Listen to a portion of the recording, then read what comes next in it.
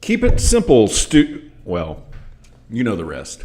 But did you know that Jesus said we should keep our answers simple too?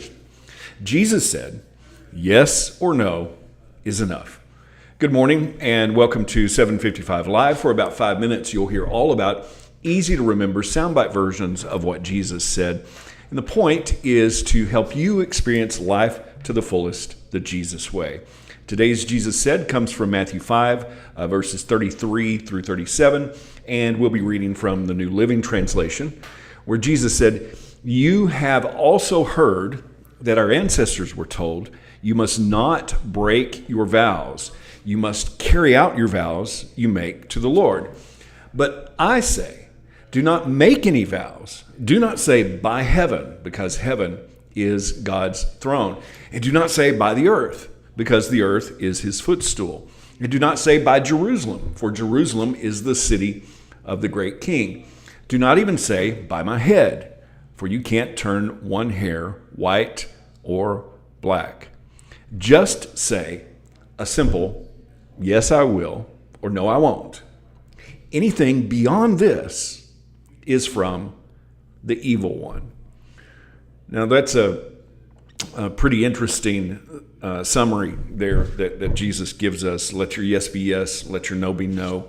Some translations say, yes, I will, or no, I won't, is enough. Anything beyond that is from the evil one. Now, the context here, Jesus was talking earlier in Matthew 5, verse 17, about the fact that he didn't come to abolish the law or the prophets. In fact, he said, I didn't come to abolish those things, but to fulfill them.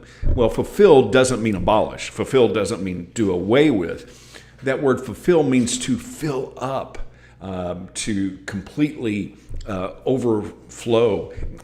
The higher meaning of the law is what Jesus was getting to.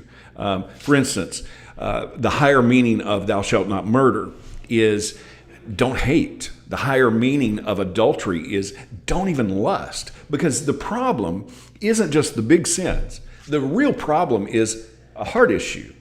And as it says, the devil is in the details.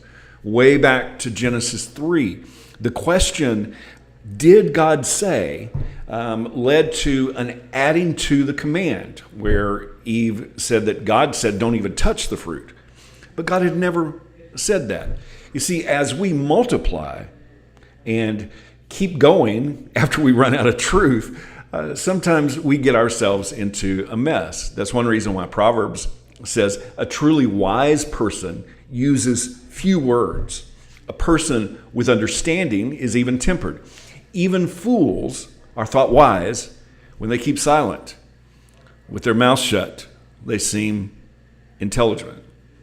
Well, this is not typical for our world, but this kind of wisdom is actually out of this world. It's a part of the higher kingdom that Jesus talked about. You know, on social media, we are so eager to share everything we think. Make sure that everyone knows our opinion. But what is the heart issue that we're really dealing with today? For instance, society today has a real problem with commitment, but not making commitments to others so you don't break them is still a commitment. It's just a commitment to selfishness. And you can't follow Jesus and selfishness at the same time. And we are all committed to something. Paul says in 1 Corinthians 10:33, I too try to please everyone in everything I do. I don't just do what is best for me, I do what is best for others, so that many may be saved. In verse 1 of chapter 11, and you should imitate me just as I imitate Christ. Well, how do we imitate Christ? Sometimes it's by laying down our own opinions and laying down our own need to fill in all of the blanks, because Jesus said, yes or no is enough. In James 1:19, it says, understand this, my dear brothers and sisters, let every person be quick to listen, slow to speak, slow to anger. Let our words and our commitments be simple, yes or no.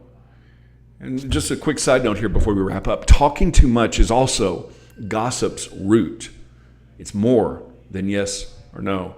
And the question that I try to ask myself is, are you talking about people or talking to them? Keep it simple. Jesus said, yes or no is enough. How can you put that into action today? Thank you so much for listening. If this is meaningful to you, really does mean a lot when you like it, when you share it, when you comment. Great to hear from everybody this morning. Jennifer, Pamela, Rita, Teresa, Tina. I hope that this time together has helped you live life to the fullest the Jesus way. I hope you have an amazing day. And remember, follow Jesus today. Love first.